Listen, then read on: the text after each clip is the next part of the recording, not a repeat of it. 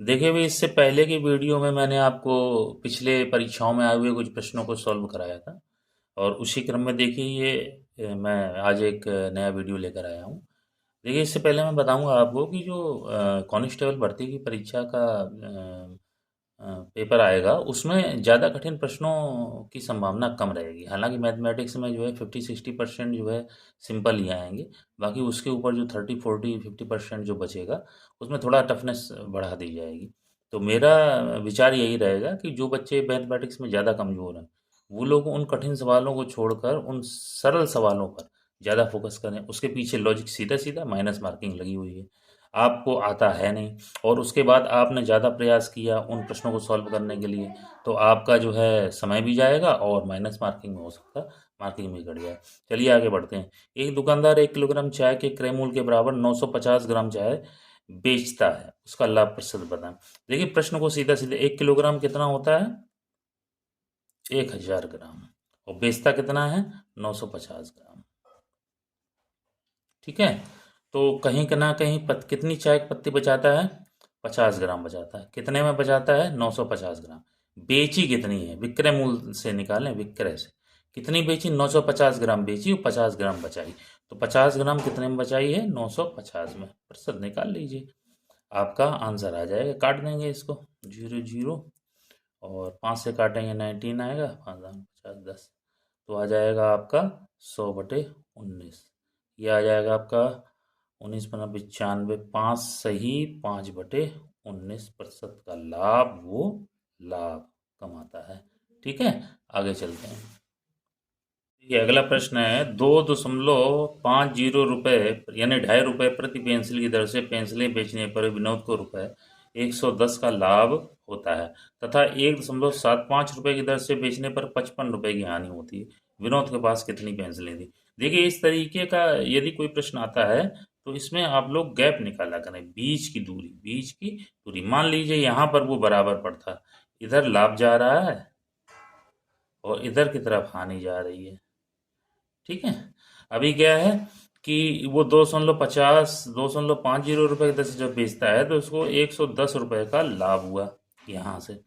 और जब 0.75 की दर से 1.75 की दर से बेचता है तो उसे 55 रुपये की हानि हुई। ठीक है। तो गैपिंग कितनी है आगे, टोटल निकालेंगे यहाँ से। 110 धन 55 बराबर 165 रुपये का बीच में गैप बना। और इन दोनों गैप कितना बना? 2.50 ऋण 1.75, क्योंकि इनके बीच में 1.75 से जब हम कितना चलेंगे, देखिए ये आएगा 0.75। जब 1.75 से हम 0.75 आगे की तरफ बढ़ेंगे यहाँ की तरफ, तब हम लोग 2.5 पर पहुंचेंगे, यानी 0, बस दोनों को डिवाइड कर देना है। 165 पर से 0.75 आ जाएगा, 165, 2 जीरो बढ़ा दीजिए इधर, 75 आ गया। ठीक है, काट दीजिए। 5 के 5 पचम 25, 5 3 15, 5 3 15 डबल जीरो, 15 से काट देंगे, 15 दूनी 30, 3 बचे, 15 दूनी 30, 220 पेंसिलें। ठीक है, कौन सा विकल्प सही आएगा? ए। इसका विकल्प ए सही आएगा। ऐसे सवालों में बीच का जो गैप है, ये ग्राफ से समझेंगे आप, बीच का गैप निकालेंगे। 1.75 से 2.25 के बीच का और 55 रुपए से लेकर 110 के बीच का। ठीक है। अगला सवाल है, एक स्कूटर का मूल्य 50,000 रुपये है। हर वर्ष इसके मूल्य में 12% की कमी आती है। 2 वर्ष बाद इसका मूल्य क्या होगा? देखिए ये जो है चक्रवृद्धि ब्याज का सवाल है, कंपाउंड इंटरेस्ट का। लेकिन मैंने आपको चूंकि बताया जोड़ घटाना गुणा भाग केवल यदि आपको आते हो तो हमें इस विधि से इसको सॉल्व करना है। तो मैंने आपको पीछे की वीडियो में एक सवाल ऐसा ही बताया था चक्रवृद्धि ब्याज का, लेकिन वो लाभ में जा रहा था, यहाँ पर हानि आ रही है। चलिए कोई बात नहीं, देखते हैं। यहाँ पर 50,000 रुपये लिख लेंगे और यहाँ पर आपका कितना है दर? 12% की दर से। तो 12% की दर से इसका 12% निकालिए, कितना हो जाएगा 12%? भाई 100 पे 12 है। ठीक है, तो 50 पे कितना होगा? 6। तो 50 पे कितना होगा? 6। तो कितना आ गया है? 6,000 रुपये। 6,000 रुपये, 6,000 रुपये पहले वर्ष इसका नेगेटिव गया, यानी कि हानि गई। तो 6,000 इसमें से घटा देंगे। अब 6,000 इसमें घटा देंगे, कितना आ जाएगा? 44,000 आ जाएगा। 44,000 का फिर 12% निकालेंगे। 44,000 का 12% निकालने के लिए क्या करेंगे भाई?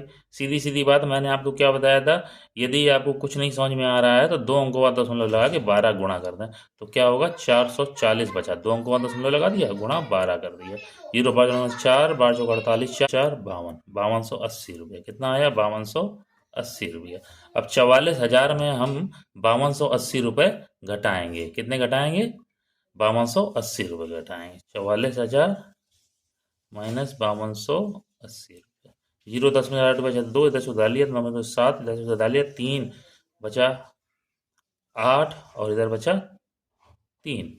38,720 रुपया इसके 2 वर्ष बाद मूलधन बचेगा, यानी कीमत इसकी 38,720 रुपये बचेगी। विकल्प ए सत्य है। फिर से इस सवाल को समझें। जोड़ घटाना गुणा भाग, फार्मूला आप लगाएं, लगाते रहिए, बहुत सारे फार्मूले बने हुए हैं। 50,000 रुपये 12% निकालने के लिए सीधा सीधा हो गया है, ठीक है, क्योंकि 100 में 12 होता है तो 50 में कितना होगा? 6 होगा। 6% निकाल दिया, यानी 6,000 रुपये हो गया, ठीक है। और इधर 44,000 बचा। 6,000 चूंकि माइनस हो रहा है, वैसे 56,000 होता अगर बढ़ती रकम, तो 50 और 6 56 हो जाती चक्रवृद्धि ब्याज, यदि पॉजिटिव वे में जाता है। यहाँ कैसे जा रहा है? कमी आती है, निगेटिव वे में जा रहा है। तो निगेटिव वे में 44,000 के फिर 12% निकालेंगे। 12%, अब आपको दिक्कत हो जाएगी, ये तो 50,000 था सीधे सीधे, ठीक है, तो आपको दिक्कत नहीं हुई। जीरो वाली संख्या थी 12%, तो इसमें सीधे सीधे 2 अंकों का दशमलव लगा के 440 में 12 का गुणा कर देंगे। 5280 रुपये का लॉस दूसरे वर्ष होगा। तो कितनी रकम बचेगी? 44,000 में 5280 घटा देंगे, 38,720 रुपये उसकी रकम आ जाएगी 2 वर्षों के बाद।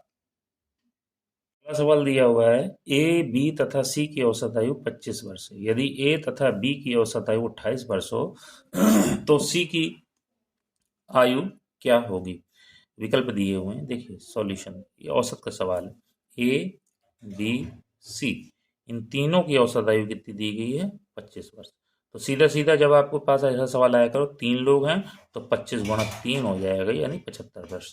तीनों की आयु का योग कितना आ गया? 75 वर्ष। ध्यान रखिए हमेशा, फिर से मैं बता रहा हूँ, 3 व्यक्ति दिए गए हैं, औसत 25 वर्ष है, तो तीनों की आयु का कुल योग निकालने के लिए 25 गुणा 3 बराबर 75 वर्ष। पहली लाइन आपने क्लियर कर ली। ए और बी, अब सीधा सीधा सवाल आपको समझ में आ रहा होगा। ए और बी की औसत आयु 28 वर्ष दी गई है। कितनी दी गई? 28 वर्ष। तो 2 लोगों की दी गई, 28 दूना 56। तो सी की आयु निकालने में कितनी देर बची? 75 ऋण 56 कर दीजिए, 19 वर्ष आ जाएगी। अब देखिए इस तरीके के सवाल आते हैं, इसमें भी अगर आप समय बर्बाद करते हैं तो कहीं ना कहीं आप जो है पेपर ना ही देने जाए तो बढ़िया। ये 19 वर्ष इसकी आयु आ गई है। फिर से समझ लें, 3 लोगों की उम्र दी गई थी तो 25 ने 75 हो गया। फिर 2 लोगों की उम्र दी गई, 28 दूनी 56 हो गया। अब जब ए और बी इसमें से निकल जाएगा तो सी तो बचेगा, सी की आयु ये आ जाएगी 19 वर्ष, ठीक है। सवाल है, एक परीक्षा में परीक्षार्थियों को प्रत्येक सही उत्तर के लिए 5 अंक मिलते हैं तथा प्रत्येक गलत उत्तर के 2 अंक काट लिए जाते हैं। अगर उसने 120 प्रश्नों के उत्तर देकर 285 अंक प्राप्त किए तो उसने कितने प्रश्नों का उत्तर सही दिया? यानी ये जो संख्या दी गई है, सही प्रश्नों की संख्या दी गई। देखिए, माना कि उसने x प्रश्न नहीं करे, ठीक है, और गलत प्रश्न कितने करे? y। तो कितना हो जाएगा? x plus y is equal to कितना हो जाएगा? 120 प्रश्न, ठीक है। और प्रत्येक सही के लिए 5 अंक मिलते हैं, यानी 5x, और गलत के लिए 2 अंक मिलते हैं, -2y इज इक्वल टू आ जाएगा 285। अब ये इक्वेशन हमको सॉल्व करनी पड़ेगी। अगर हम लोग लीगली चलते हैं तो ये इक्वेशन सॉल्व करनी पड़ेगी, और कम से कम ये 5 से 7 मिनट खूब अच्छी प्रैक्टिस होगी, 5 मिनट खा जाएगा। तो हम इस सवाल में विकल्प से चलते हैं। 60 सही और गलत लिख लो, ठीक है। 60 अगर सही है तो 120 में से तुरंत 60 घटा देंगे तो 60 ही गलत आएंगे। 6 पंचे 30, 300 आए, इसके गुणा 5 कर दो और गुणा 2 कर दो, और ये 120 आए। कितने आ जाएंगे टोटल? 180, बीच में माइनस लगेगा ना, 180। और आ कितने रहे हैं? 285, गलत है। दूसरा विकल्प देखते हैं, 65 सही 65 है, ये गलत हो गया, ठीक है। 100 ये 65 है, तो अब 120 में से 65 घटाएंगे, 35 और 20 55,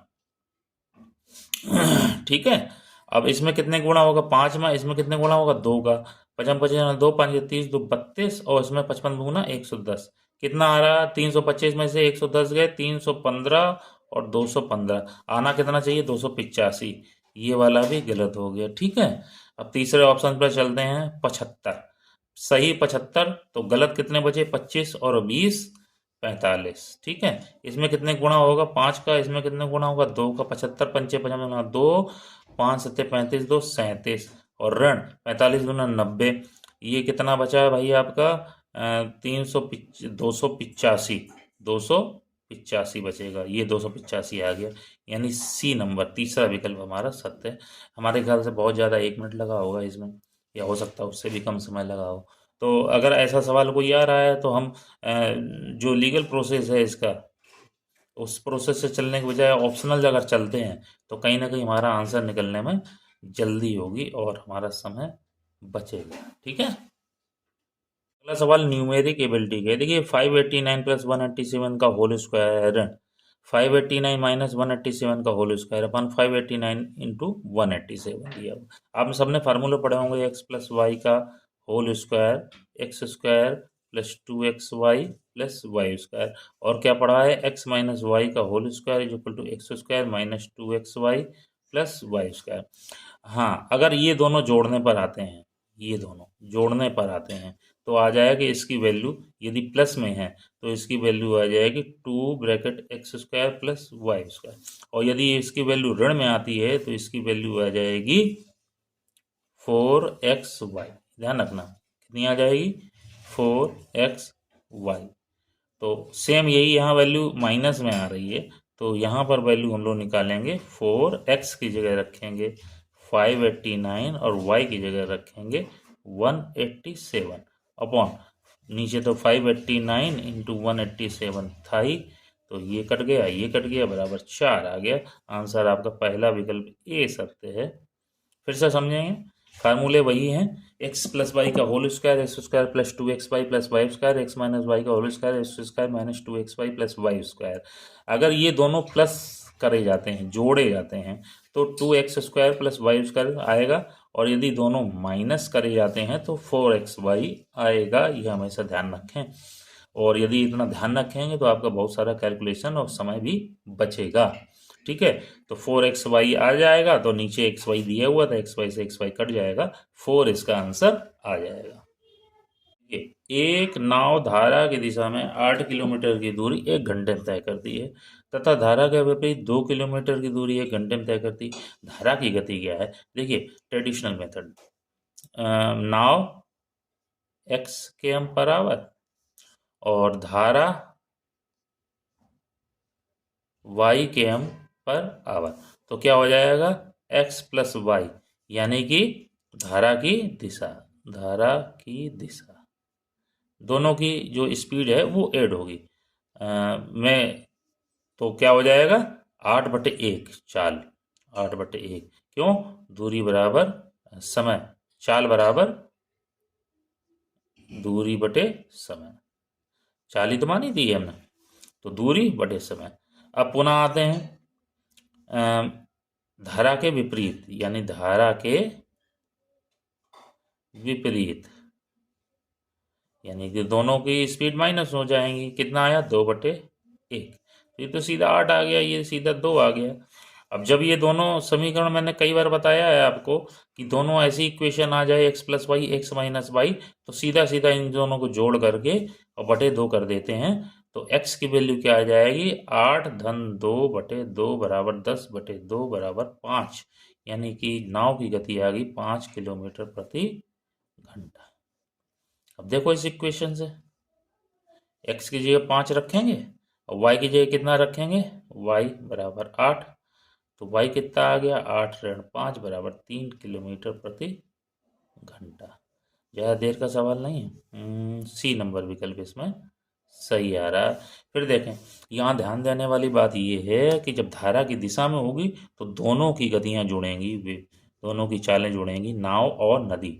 और जब धारा के विपरीत होगी तो दोनों की गतियाँ घटेंगी, नाव और नदी। सेम यही फंक्शन जो है ट्रेन में होता है। ट्रेन के साथ जब कोई वस्तु दौड़ती है तो वहाँ पर दोनों की चालें घटती हैं, और जब ट्रेन की विपरीत होती है तो दोनों की चालें जुड़ती है। ठीक है, ये थोड़ा सा ट्रेन का और नाव का सिस्टम समझना पड़ेगा आपको।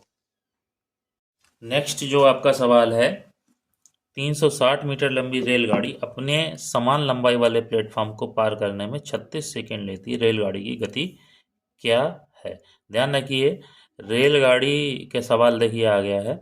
इसमें क्या होता है ना कि अपनी समान लंबाई 360 मीटर लंबी रेलगाड़ी और प्लेटफॉर्म की लंबाई भी 360 मीटर है, यानी कि वो 360 मीटर की दूरी तय करती है 36 सेकंड में। ध्यान रखना, एक खंभे को पार करने में अपनी लंबाई के बराबर दूरी तय करती है और 360 मीटर लंबे प्लेटफॉर्म को पार करेगी और उसकी भी लंबाई इतनी है, तो कितनी हो जाएगी ये? 360 प्लस 360 बराबर 720 मीटर लंबा प्लेट दूरी तय करेगी, दूरी तय करेगी। और जब कोई खंबा आ जाता है तो अपनी लंबाई के बराबर दूरी तय करेगी। कुल मिलाकर के गाड़ी की लंबाई में प्लेटफॉर्म की लंबाई जोड़ दी जाएगी कुल दूरी के लिए। ठीक है, कुल दूरी निकालने के लिए प्लेटफॉर्म की लंबाई और गाड़ी की लंबाई दोनों जोड़ी जाएंगी। 720 मीटर दूरी हो गई। ठीक है, चाल बराबर क्या होता है भाई? दूरी बटे समय। दूरी कितनी होगी? 720। समय कितना हो गया? 36 सेकेंड। 36 दूनी 72 बराबर 20 आ गया। ये क्या आ गया? 20 मीटर प्रति सेकेंड। और मीटर प्रति सेकेंड को किलोमीटर प्रति घंटा बनाने के लिए हम लोग क्या करेंगे? 18/5 का गुणा करेंगे। किसका गुणा करेंगे? 18/5 का गुणा करेंगे। ये ध्यान देने वाली बात है। किलोमीटर प्रति घंटा को मीटर प्रति सेकेंड बनाने के लिए क्या करेंगे बताइए? 5/18 का गुणा करेंगे। और मीटर प्रति सेकेंड को किलोमीटर प्रति घंटा बनाने के लिए 18/5 का गुणा। 5 चौको 20, 18 चौको 72 किलोमीटर प्रति घंटा उसकी चाल आ गई। ये वाला विकल्प जो है बी नंबर इसका सही है। ठीक है, ध्यान देना, प्लेटफॉर्म की लंबाई और गाड़ी की लंबाई सदैव जुड़ती है। तो 720 मीटर आगे दोनों की समान लंबाइयाँ थी। चाल बराबर दूरी बटे समय सबको पता ही है। किलोमीटर प्रति घंटा को मीटर प्रति सेकंड बनाने के लिए 5/18 और मीटर प्रति सेकंड को किलोमीटर प्रति घंटा बनाने के लिए 18/5 का गुणा करते हैं। ये ध्यान रख लीजिए। तो बस सीधा सीधा 20 आ गया। 20 में 18/5 का गुणा कर देंगे, 72 किलोमीटर प्रति घंटा हमारी जो है गाड़ी की चाल आ जाएगी।